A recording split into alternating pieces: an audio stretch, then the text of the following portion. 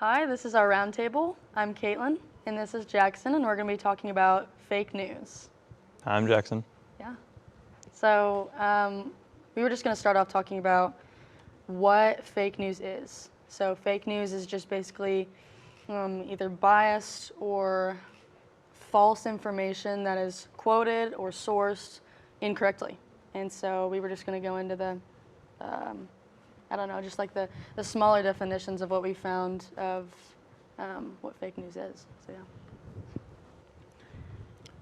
yeah.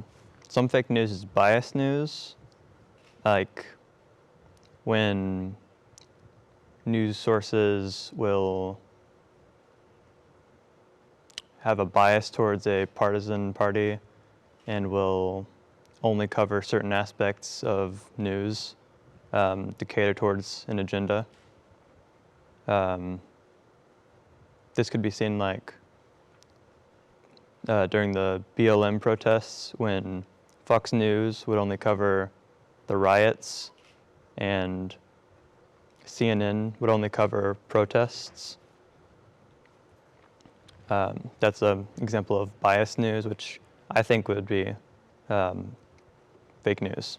For sure. And I think we've also talked about just how biased news comes from, something that person has like an emotional tie or something personal that they flock to whenever they tell something that's biased or something that they like. And so that was just a huge flaw in the system, considering it's hard to be focused on one deliberate task and not be biased, because we all have feelings and we all, have something personal to share. And so to leave that completely out might, be a gray area for some people.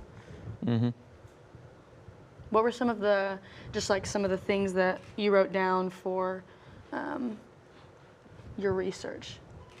Well, another example of fake news would be satirical news, like The Onion.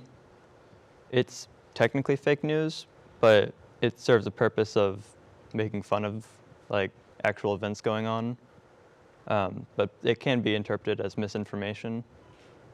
Mm-hmm. I think humor has gone a long way with our generation too, as far as how it works.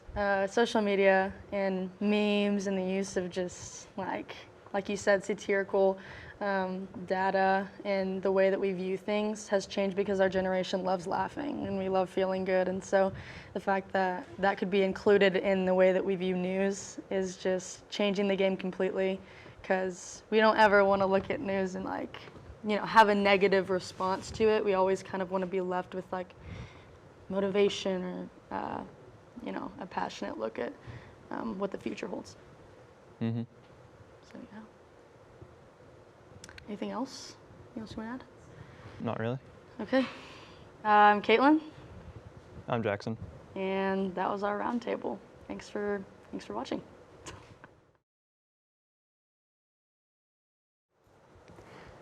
Hello and welcome to Ask Ash. Today this will be our roundtable session, and I'm accompanied with Emily and Katie.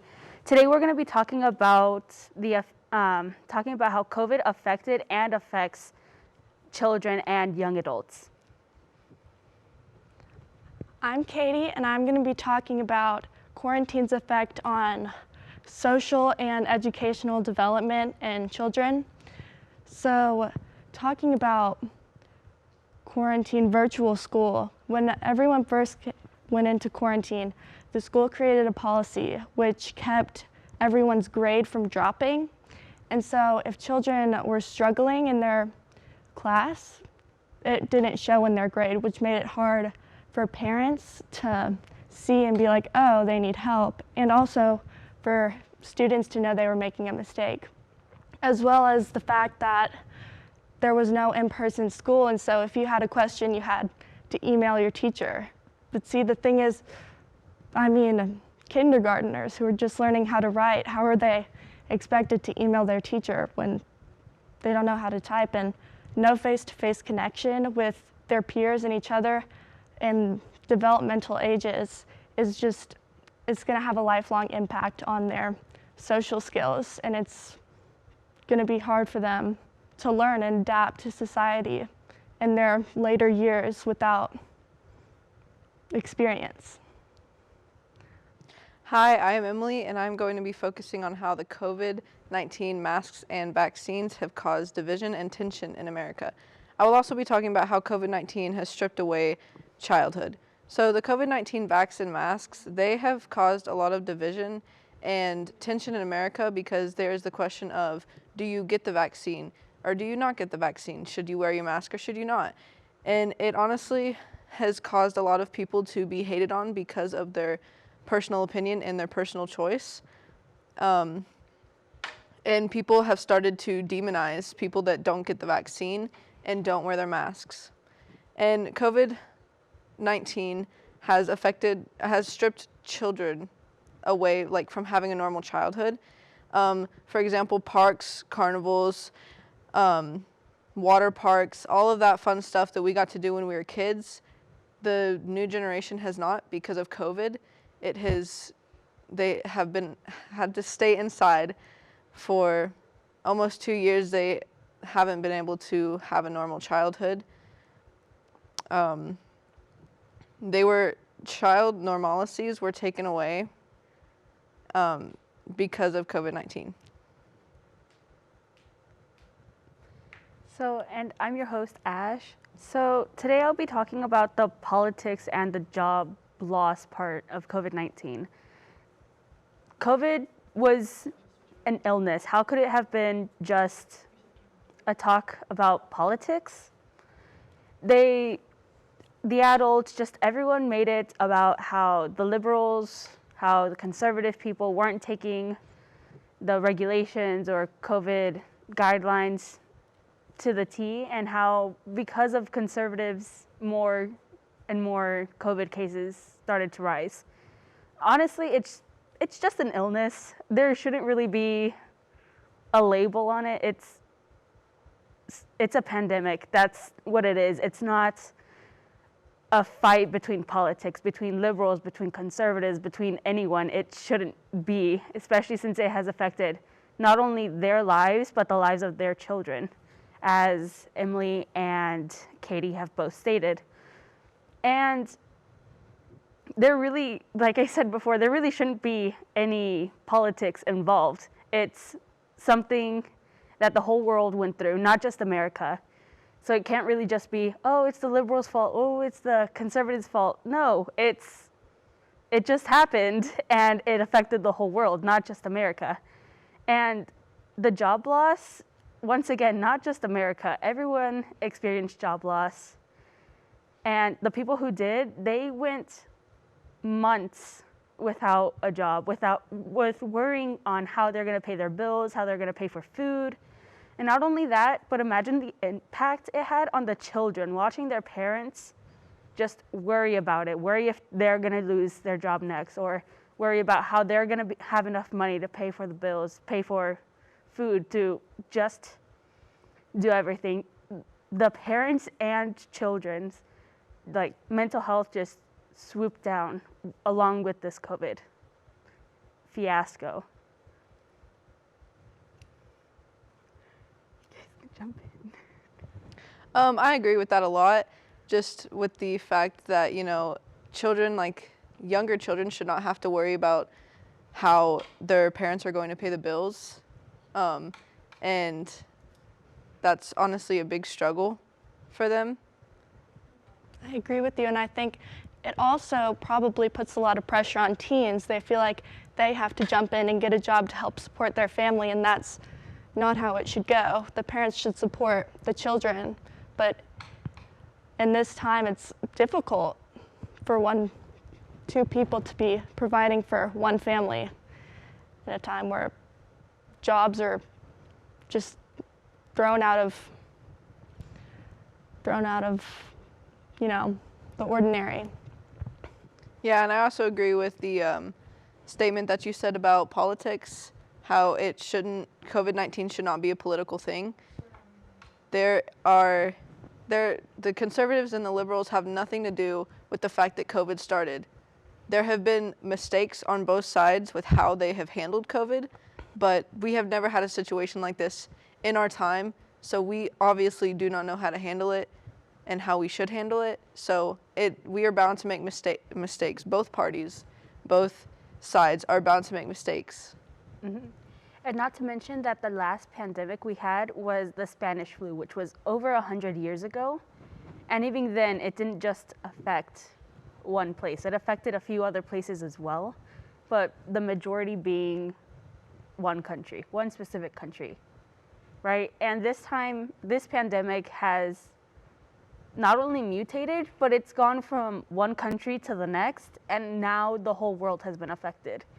And although now we're just easing down on regulations, on how COVID is affecting our lives, because this has been a 2-year thing. So we've all just, oh, it's the norm, it's just something we're gonna have to live with, just like the flu, just like the cold, just like smallpox, just about anything. All right, so this ends our session with Ask Ash and our roundtable.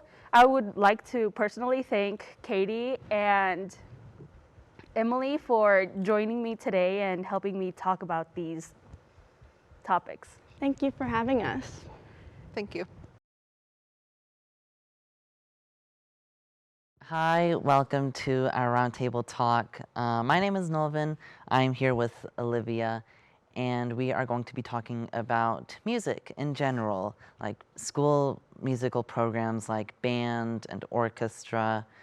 I am a band person myself, and Olivia is with orchestra, so we will be talking about how music is a coping mechanism for stress and depression, as well as stereotypes, like band and orchestra always play classical music. We'll be talking about that, as well as academic benefits that school musical programs have, and the differences between band and orchestra, what instruments are being used, and how the instrumentation is, like where does everything go. So we'll be talking about that. Our main focus is going to be music being a coping mechanism. So really, for music, I've been introduced to music myself, and it was very good. I really liked it. I enjoyed it. I feel like Olivia had probably the same experience as well. Along with all of your classes and using your music classes like orchestra and band as a de-stressor, that is something I know a lot of students personally use that. Both band and orchestra have a stereotype of classical music, but we don't only play that. We also play pop music, pop songs that are popular now, or just old songs like blues or swing songs. I think they're called like swingers, I don't know. But with orchestra, we have 5 different instruments, and with band, they have multiple different instruments and different programs. Yeah, there are multiple programs for band. At Rogers High School, there is a marching band. It's not a pride marching band. A pride marching band is where only the top performers perform at competition. For Rogers High School, it's basically everyone is in. And for marching band, we play all kinds of music. We play popular music. We play rock music. There's also classical music as well. For halftime shows, we mainly use classical music. But for our 2021 program, we included some cool music like Black Hole Sun and Fly Me to the Moon. It was really fun, and it's really enjoyable. And we also play in the stands tunes like Word Up. We also play rock and roll and multiple others. It's really fun.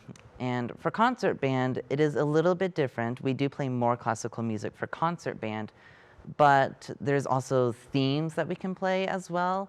There's different music. For example, if one of the band directors wants to do a Star Wars theme for a concert, they can do Star Wars theme and play Star Wars music or anything related to that. It's not always classical music, but the majority of the time, especially for a symphonic band, it is majority classical music because it is a very competitive and very serious group of people that are playing, and we want to portray a very serious environment with symphonic band, but it doesn't really matter. We just play all kinds of music, and it's really fun as well.